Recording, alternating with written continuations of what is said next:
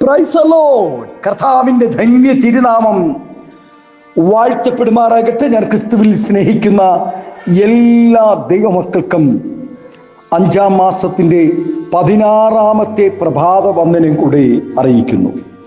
ലോകമെമ്പാടുമായിരുന്നുകൊണ്ട് ഈ പ്രഭാതവും ഈ വചന സന്ദേശം ശ്രവിക്കുന്ന എല്ലാ ദൈവദാസന്മാർക്കും ദൈവദാസന്മാർക്കും വാത്സല്യ കുഞ്ഞുങ്ങൾക്കും എൻ്റെ ഹൃദയത്തിൻ്റെ ആഴമേറിയ സ്നേഹത്തെയും വന്ദനത്തെയും നന്ദിയും ഒപ്പം പ്രാർത്ഥനയും അറിയിക്കുന്നു. പ്രാർത്ഥനയോടുകൂടെ ഈ പ്രഭാതവും വചന സന്ദേശത്തിലേക്ക് നമുക്ക് പ്രവേശിക്കാം. 147-ാം സങ്കീർത്തനക്കാരൻ പാടുന്നു, മനം തകർന്നവരെ അവൻ സൗഖ്യമാക്കുകയും അവരുടെ മുറിവുകളെ കെട്ടുകയും ചെയ്യുന്നു. വിവിധ കാരണങ്ങളാൽ നമ്മുടെ മനസ്സ് തകരുകയും ഹൃദയം മുറിപ്പെടുകയും ചെയ്യാം. മറ്റു മനുഷ്യർക്കാർക്കും ഒരാളുടെ ഹൃദയത്തിൻ്റെ നില എന്താണെന്ന് മനസ്സിലാക്കുവാൻ കഴിയുകയില്ല. വൈദ്യശാസ്ത്രത്തിന് മനുഷ്യൻ്റെ ശരീരത്തിലുണ്ടാകുന്ന രോഗങ്ങൾക്ക് മാത്രമേ ചികിത്സിക്കുവാൻ കഴിയുകയുള്ളൂ. ശരീരത്തിൽ ഉണ്ടാകുന്ന രോഗങ്ങൾക്കും ഉള്ളിലുണ്ടാകുന്ന രോഗങ്ങൾക്കും എക്സ്റേ, സ്കാനിങ്, മറ്റു വിവിധ ഇനം ടെസ്റ്റുകൾ എന്നിവ വഴി രോഗം നിർണയിക്കുവാനും അവൻ ചികിത്സിക്കുവാനും ഫലപ്രദമായ ചികിത്സ നൽകുവാനും ഒക്കെ കഴിഞ്ഞേക്കാം. എന്നാൽ ആരുടെയും മനസ്സും അതിൻ്റെ ചിന്തകളും ഹൃദയവും അതിൻ്റെ യഥാർത്ഥ നിലയും അറിയുവാനുള്ള ഒരു ടെസ്റ്റും അവനില്ല. എന്നാൽ നമ്മുടെ ഹൃദയത്തിൻ്റെ നിലയും അന്തരേന്ദ്രിയങ്ങളും അറിയുന്നവൻ ദൈവം മാത്രമാണ്.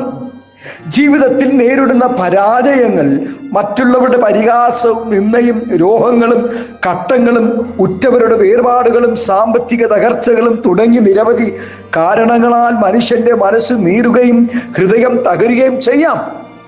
എന്നാൽ നമ്മുടെ ദൈവം മനം തകർന്നവരെ സൗഖ്യമാക്കുകയും അവരുടെ മുറിവുകളെ കെട്ടുകയും ചെയ്യും.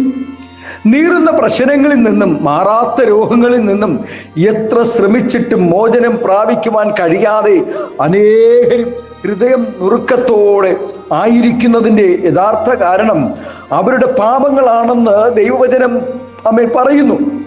പാപം ഉപേക്ഷിച്ച് ദൈവത്തിങ്കിലേക്ക് തിരിയുന്നില്ലെങ്കിൽ ജീവിതത്തിൽ ഒരു സ്വസ്ഥതയും ഉണ്ടാവുകയില്ല. ആമേൻ.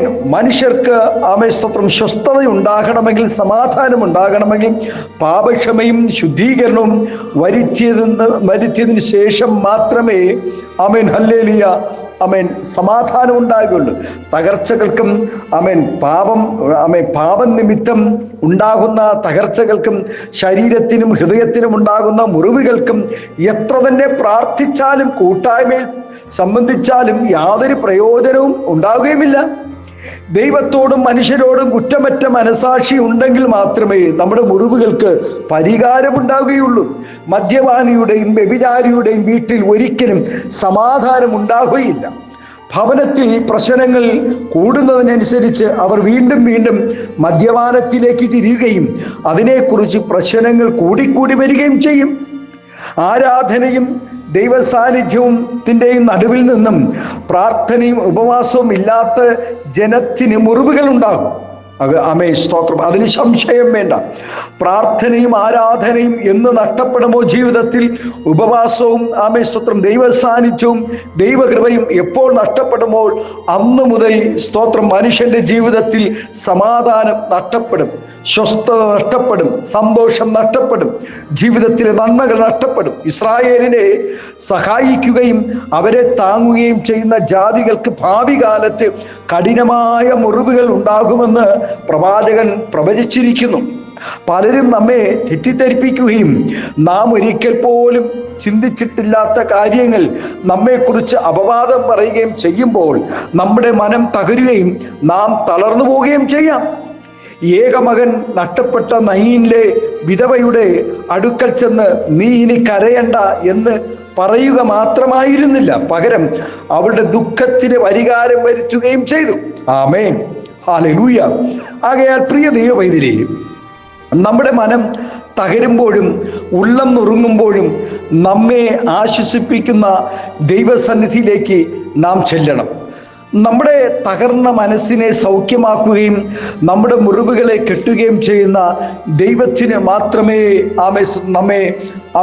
നമ്മുടെ മുറിവുകളെ സ്തോത്രം സൗഖ്യമാക്കുവാൻ കഴിയത്തുള്ളൂ. നമ്മുടെ ഹൃദയത്തിൻ്റെ വേദനകളെ തിരിച്ചറിയുവാൻ കഴിയത്തുള്ളൂ.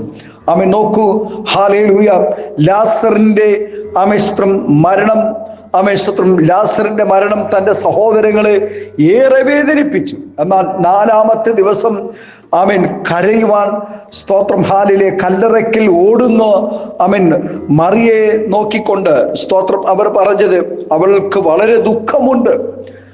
അവർ കൂടെ കരയുവാനിടയായി. പക്ഷേ മറിയയുടെയും മാർത്തയുടെയും കരച്ചിൽ കണ്ട യേശു കൂടെ കരയുക മാത്രമല്ല ചെയ്തത്, ആ കരച്ചിലിന് പരിഹാരം വരുത്തുക ചെയ്തു. ഹല്ലേലൂയ. ലോകം അന്ന് വരെ കണ്ടിട്ടില്ലാത്ത, ഇന്ന് വരെ കണ്ടിട്ടില്ലാത്ത, കേട്ടിട്ടില്ലാത്ത സ്തോത്രം ഹല്ലേലൂയ ഒരു ചരിത്രം എഴുതിക്കൊണ്ടായിരുന്നു ലാസറിന്റെ കല്ലറയുടെ നടുവിൽ യേശു അത്ഭുതം പ്രവർത്തിപ്പാനിടയായത്. ആമേൻ. അവരുടെ ദുഃഖത്തെ സന്തോഷമാക്കി മാറ്റുവാനിടയായി, അവരുടെ വിലാപത്തെ നൃത്തമാക്കി തീർക്കുവാനിടയായി. ഇനി ഒരിക്കലും തൻ്റെ സഹോദരനെ ജീവനോടെ കാണുവാൻ കഴിയുകയില്ല എന്ന് നാറ്റം വെച്ച് പോയെന്നും ഹല്ലേലൂയ പറഞ്ഞ മറിയയുടെയും മാർത്തയുടെയും ജീവിതത്തിലേക്ക് ലാസർ ജീവനോടെ സ്തോത്രം കയറി വരുവാനിടയായി. എത്ര വലിയ അത്ഭുതമാണ്! ഒരു മനുഷ്യ ജീവിതത്തിൽ ചിന്തിക്കുവാൻ കഴിയാത്ത നിലകളിൽ ദൈവത്തിൻ്റെ കരം അവിടെ പ്രവർത്തിക്കുവാനിടയാ. ആ മറിയയുടെയും മാർത്തയുടെയും മനം തകർന്നത് സ്തോത്രം ഹല്ലേലൂയ യേശു കാണുവാനിടയായി. കാനായിലെ കല്യാണ വീട് എത്ര സന്തോഷത്തോടുകൂടെയായിരുന്നു! സ്തോത്രം 3 ദിനവും രാവും പകലും സന്തോഷിച്ച ആ കല്യാണ വീട്ടിൽ 3-ാമത്തെ ദിനം യേശുവും തൻ്റെ ശിഷ്യന്മാരും വരുമ്പോൾ ആ ഭവനം സ്തോത്രം ഹല്ലേലൂയ മറിയ പറയുന്നു, വീഞ്ഞ് തീർന്നു പോയി. ഭവനത്തിൽ സ്തോത്രം ഹല്ലേലൂയ അവിടെ മനം തകരുവാൻ കാരണമായി തീരും. ഇനി പരിഹാസങ്ങളും നിന്ദകളും അവിടെ ജീവിതത്തിൽ ആഞ്ഞടിക്കുമ്പോൾ അവിടെ ഹൃദയം തകരുവാനിടയാകും. യേശു സ്തോത്രം വെറും പച്ചവെള്ളത്തെ കളറുമാറ്റി, പേരുമാറ്റി, ഗുണം മാറ്റി, ഹല്ലേലൂയ സ്തോത്രം ഹല്ലേലൂയ രുചി മാറ്റി അത്ഭുതം പ്രവർത്തിക്കുവാനിടയായി. തൻ്റെ ശുശ്രൂഷയുടെ ആരംഭമായി, തൻ്റെ അത്ഭുതത്തിൻ്റെ അടയാളമായി കാനായിലെ കല്യാണ വീട്ടിലെ പ്രിയപ്പെട്ടവരുടെ മനം തകർന്ന സാഹചര്യത്തെ മാറ്റി അവിടെ പിന്നെയും ആനന്ദം പകരുവാനിടയായി. ഈ പ്രഭാതം ആരോടൊക്കെയോ പരിശുദ്ധാത്മാവ് പറയുന്നു, മനം തകരുകയാണോ, തകർന്ന് സ്വത്രം ഭാരപ്പെടുകയാണോ കുഞ്ഞേ, സ്വത്രം ഹല്ലേലൂയ നിന്റെ മനസ്സിൻ്റെ നിന്റെ മനം തകർന്ന ആ വേദന, നിന്റെ ഹൃദയത്തിൻ്റെ വേദനയുടെ മുറിവുകളെ കെട്ടുവാൻ, നിന്റെ മനസ്സിനെ സൗഖ്യമാക്കുവാൻ, നിന്റെ ഹൃദയത്തെ സൗഖ്യമാക്കുവാൻ ഇന്ന് പകൽ ഒരു യേശു നിന്റെ അരികിലുണ്ട്. വിശ്വസിക്കാമോ? ഹല്ലേലൂയ. ഇന്ന് പകൽക്കാലം പരിശുദ്ധാത്മാവ് പറയുന്നു, സ്വത്രം മനം തകർന്നവരെ സൗഖ്യമാക്കുന്ന ഒരു പകലാണ്. എത്ര പേര് വിശ്വസിക്കുന്നുണ്ട്? ഇന്ന് പകൽക്കാലം തലമുറകളെ ഓർത്ത് ഭാരപ്പെടുന്ന വിഷയങ്ങളാണോ? ഭവനമില്ലാതെ ഭാരപ്പെടുന്ന വിഷയങ്ങളാണോ? ഭീമമായ സാമ്പത്തിക ബാധ്യതയുടെ നടുവിൽ ഭാരപ്പെടുകയാണോ? കുഞ്ഞെ, സൗഖ്യമാക്കുന്ന ഒരുവനുണ്ട്. നമ്മുടെ ഹൃദയത്തിൻ്റെ മുറിവുകളെ കെട്ടുന്ന ഒരു ദൈവം ഇന്ന് പകൽക്കാലം നമ്മുടെ നടുവിലുണ്ട്. കണ്ണുകളെ അടയ്ക്കാമോ? പ്രാർത്ഥിക്കാം ഒരു നിമിഷം. സ്വർഗീയ പിതാവേ, സ്നേഹവാനായ ഞങ്ങളുടെ നല്ല ദൈവമേ, അനുഗ്രഹം പ്രശാന്തമായ നല്ല പ്രഭാതത്തിനായി നന്ദി നിറഞ്ഞ ഹൃദയത്തോടെ സ്തോത്രം ചെയ്യുന്നു. കർത്താവേ, മനം തകർന്നവരെ അവൻ സൗഖ്യമാക്കുകയും അവരുടെ മുറിവുകളെ കെട്ടുകയും ചെയ്യുന്ന സ്തോത്രം കർത്താവേ, നാഥൻ്റെ അരികിൽ ഇന്ന് പ്രഭാതം ഞങ്ങളുടെ സങ്കടങ്ങളെ പകരുകയാണ്. ഈ ശബ്ദം ശ്രവിക്കുന്ന എല്ലാ ദൈവദാസന്മാരെയും വാത്സല്യ കുഞ്ഞുങ്ങളെയും ദൈവകരങ്ങളിൽ ഏൽപ്പിച്ച് അനുഗ്രഹിച്ച് പ്രാർത്ഥിക്കുന്നു. ആത്മീയ ഭൗതിക നന്മകൾ നൽകി മാനിക്കണം, ആദരിക്കണം, അനുഗ്രഹിക്കണം, എല്ലാവിധമായ നന്മകളാൽ നിറയ്ക്കണം. മഹത്വം എടുക്കണം യേശുവിൻ്റെ നാമത്തിൽ.